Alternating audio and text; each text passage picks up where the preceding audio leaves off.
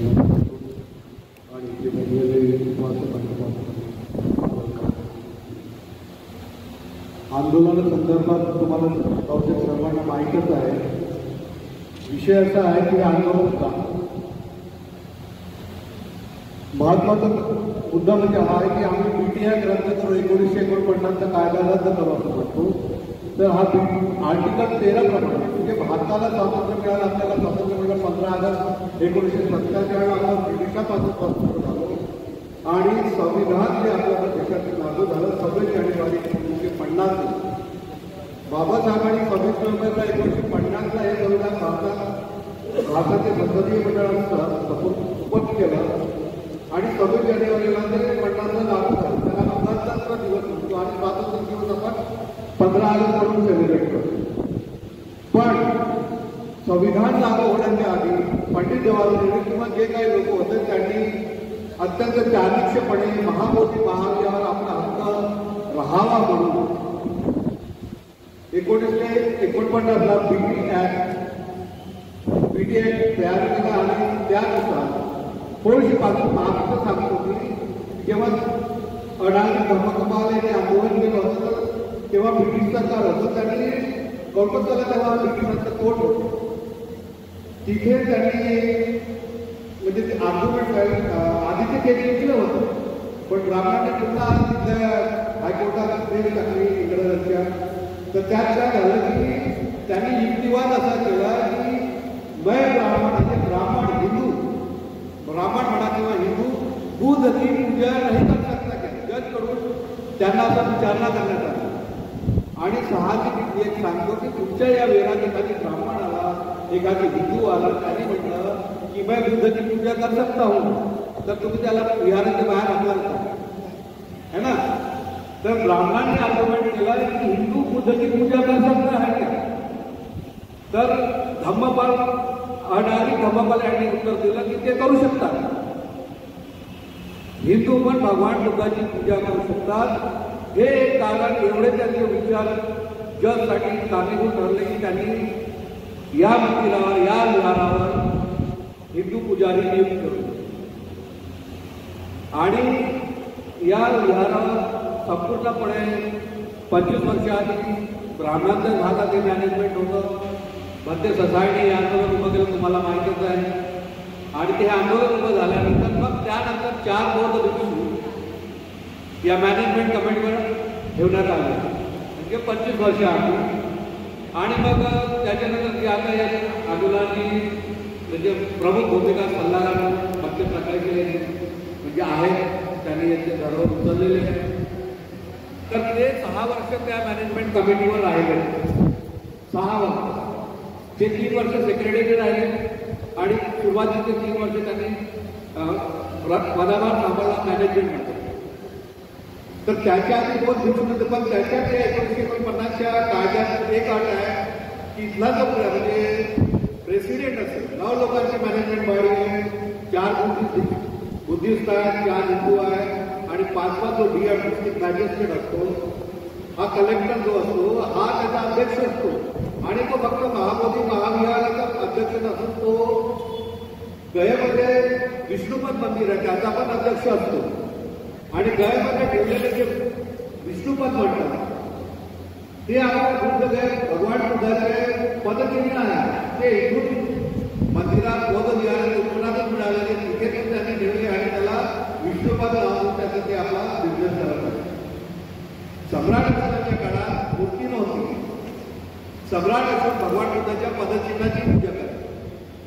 भगवान बुद्धाचे धातू असेल त्यांची पूजा करायची. तर ते पदचिन्ह जे मुख्य पदचिन्ह ज्यांनी सम्राट अशोक पूजा करायचे ते त्यांनी इकडे गयामध्ये विष्णुपद मंदिर स्थापन केलं आणि त्याची पूजा करायची. तर राहिला आपण मी बुद्धावर आलो तर हा जो काळा काळात काय करायला पाहिजे. कारण बाबासाहेबांनी आर्टिकल 13 मध्ये सांगितलेलं आहे की ज्या दिवशी संविधान लागू होईल आणि त्याच्या आधीचे जे काही कायदे आहेत ते निरस्त होते, त्याची काही शून्य होईल. पण एक थोडं विचारात घ्या की भगवान बुद्धांनी जेव्हा ज्ञान प्राप्त झाले तर सर्वात पहिली क्रांती भगवान बुद्धांनी वैदिक धर्माविरुद्ध सुरू केली. आणि ते आपल्यासाठी महत्वाचं स्थान आहे. भगवान बुद्धांना ज्ञानही प्राप्त झालं, ज्ञान बुद्धी प्राप्त झाली आणि तिथूनच आणि ब्राह्मणांसाठी पण ते महत्वाचं स्थान आहे. कारण भगवान बुद्धांना तिथे बोधी प्राप्त झाल्यानंतर भगवान बुद्ध की वैदिक संस्कृतीच्या विरोधात बोलले, त्याचं जे काही पाखंड असेल त्याच्या विरोधात बोलले, तर ते महत्वाचं स्थान तिथे आजही संविधान लागू नाही. कारण तिथला जो नियम आहे हा हिंदूशिवाय मुसलमान, तिथला नियम मुसलमान म्हणू शकत नाही. तिथला तिथला जो नियम आहे मुसलमान म्हणा, ख्रिश्चन म्हणा, शीख म्हणा किंवा इतर कुठल्याही पक्षाचा म्हणू शकत नाही. म्हणजे तिथे संविधान लागू नाही. हा भारत हे धर्मनिरपेक्ष राष्ट्र आहे आणि त्यानुसार देशात कुठल्याही समाजाच्या धर्माच्या नियमला तिथे नियुक्त केलं पाहिजे. पण तिथे एका विशिष्ट समूहाचा जातीचा माणूस नियुक्त करण्यात येते, याचा अर्थ तिथे संविधान लागू नाही आहे. आणि ते तिथून बुद्धांना ज्ञान प्राप्त झाले आणि तिथूनच त्याने या त्यांच्या विरुद्ध जे आंदोलनाला शस्त्र उचललं, जो धम्म दिला, नवा मार्ग दिला, तेच काम त्यांनी मुद्दाम तिथे संविधान लागू केलेलं नाही. ही गोष्ट आपण ध्यानात घ्यायला पाहिजे. आणि ती एकच जागा पूर्ण भारताच्या बाहेर नाही आहे. बोध गया भारताच्या बाहेर नाही. आणि ते मुख्य जागी त्यांनी ज्या बुद्धांनी त्यांना विरोध केला, त्यांच्या वैदिक संस्कृतीला विरोध केला, त्याच ठिकाणी त्यांनी संविधान लागू होऊ दिलेलं नाही. म्हणून संविधानाच्या संरक्षणासाठी संविधान तिथे लागू झाला पाहिजे याच्यासाठी आणि तिथील हायकोर्ट सेवापदाचा काळा रद्द करण्यासाठी हे आपण उभारलेलं युद्ध आहे. आणि यात प्रत्येक आंबेडकरवादी, प्रत्येक भारतीयांनी यात संबंधित व्हायला पाहिजे, त्यांनी यायला पाहिजे. जेव्हापर्यंत तिथे 1949चा कायदा आहे तेव्हापर्यंत तिथे भारतात संविधान लागू झालेलं आपण समजू शकतो. आणि हा काळ कायदा रद्द करण्यासाठी सर्वात मोठा आपला लढा जो आहे विरोधात नाही, कुठल्याही धर्माविषयी नाही. आपला लढा आहे की हे जे काळा कायदा आहे त्याला आपण सर्वप्रथम आपण बंद करू. आणि दुसरी एक प्रमुख गोष्ट सांगून आपण बोलू शकतो होईल की ब्राह्मण इथे जे काही राहतं ते ब्राह्मणांच्या हातात राहतं. आणि मी स्वतः ऐकलेलं की तिथे बुद्धगयात राहतो, तिथे म्हणण्याला झालं की आम्ही काय काळ बसतो, तिथले काही बहुत विषय आहेत तिथे लोकल येणाऱ्या लोकांना बरोबर तिथल्या 7 आठवडे भगवान बुद्धांनी किती कसं घाललं तर मार्गदर्शन. आणि मग मार्गदर्शन झाल्यानंतर ते त्यांना जाण्याची याचना काही लोक देतात, काही नाही देतात, त्यांचा प्रश्न आहे. पण एकदा मी बसलो असताना म्हणजे असं 2-3 नाही झाला माझ्यासोबत. एकदा मी बसलो असताना तिथल्या बहुत रिप्युटेड लोकांना गाईड केलं आणि मग त्यांना दानाची याचना केली की त्यांनी सरळ म्हटलं, त्यांना म्हणे हम ब्राह्मण है, हम दान देते हैं, दान देते हैं. आलं का लक्षात? तर महाबोधी महावीरांना येणारं दान देते त्यांचं दान, त्यातून तो एकही पैसा समाज कल्याणासाठी खर्च करत नाही.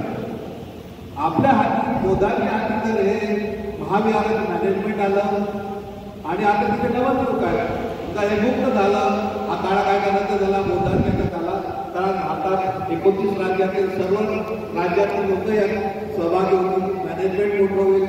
मोठ्या योजनेतून या आपण महाबोधी महावीरांच्या नावाने एक मोठं हॉस्पिटल काढू शकतो, मोठे एक कॉलेज काढू शकतो, शाळा काढू शकतो आणि गरीब भरपूर विद्यार्थ्यांना आपण त्याचा लाभ देऊ शकतो.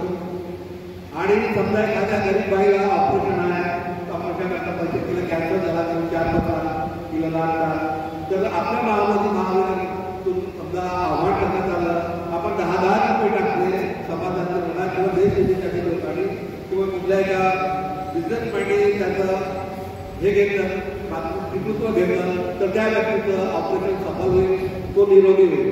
हे सारे होत म्हणजे समाज कल्याणकारी काम आपण आपल्या हातात आल्यानंतर करू शकतो. आणि ब्राह्मणाला ब्राह्मणाला त्यांच्यात मिळालेल्या जाण्यातून दुसऱ्यासाठी सामाजिक कार्य करण्याची त्यांची इच्छा नाही आणि ते करणार नाही. आणि ते करणार नाही. इव्हन कोरोना काळातही तिरुपती बालाजींनी कुठलं दान दिलेलं नाही आहे. आपल्या महाभावची महाविहारातल्या दान येते त्याच्यातून एक कोटी ब्राह्मण कार्यालयाला दिलं. आणि ब्राह्मण घेतलेल्या दानाचा उपयोग स्वतःच्या पोट भरण्यासाठी, स्वतःच्या कुटुंबासाठी करतो. आणि आपल्याला महाविहाराचं दान आहे ते जनकल्याणासाठी करायचं आहे. आणि म्हणून हे विहार आपण संघर्ष नाही करून फक्त थोडं लाभाविषयी बोलतो. लाभा हे उपासक आहे. आपल्या महाराष्ट्राचे पाहू शकतो भिक्षूंना असं वाटतं की एका उपासकाच्या म्हणजे नेतृत्वाखाली आपण कसं काम करावं. त्यांचा विरोध आहे. फेरो महादेव आहेत आपल्या महाराष्ट्रात, तर त्यांना असं वाटतं की एक उपासकाच्या नेतृत्वात आम्ही कसं काम करावं. हा त्यांना एक अहंकार आहे, म्हणजे अजून त्यांनी अहंकार त्यागलेला नाही. तर या सर्व प्रॉब्लेमकडे थोडंसं म्हणजे बरेचसे भिक्षू आंदोलनात येत नाही किंवा ते त्यांची इच्छा असते. काही प्रॉब्लेम असतात पण ते येत नाही, तर ते घेतच आहे. आणि दुसरं म्हणजे आकाश लाभ आहे, महापंथी आहे, त्यांना ते फॉलो करू इच्छित नाही. कुणाला बॅनर आम्ही आता मी पहिल्या तारखेपासून आहे म्हणजे आंदोलन. तर काही लोकांचे बॅनरला पक्षी आहे, त्यांनी म्हणतात की इसका बॅनरचं नाम चेंज करो. असं सर्व म्हणजे प्रत्येकाची आपली इच्छा असेल की हे असं व्हायला असं तसं व्हायला असं होऊ शकत नाही. सर्वांची इच्छा पूर्ण करू शकत नाही. तर आता जे काही आंदोलन फक्त हा जो प्रयत्न म्हणता येतं की ज्या काही ब्राह्मण मॅटर त्या अफवा आहे की आंदोलन संपलेलं आहे, म्हणजे लाभाने सुरू केलेलं आंदोलन संपलं आहे. लोकांमध्ये अफवा आहे, फेसबुकाच्या व्हॉट्सअपच्या माध्यमातून ह्या पसरवले जात आहे. तर त्यावर पुन्हा तुमच्यामध्ये नवचैतन्य निर्माण लोकांपर्यंत कळावं हे आंदोलन तेव्हापर्यंत चालू राहील. महामोदी महाव्यापक होणार नाही एवढं बोलतो.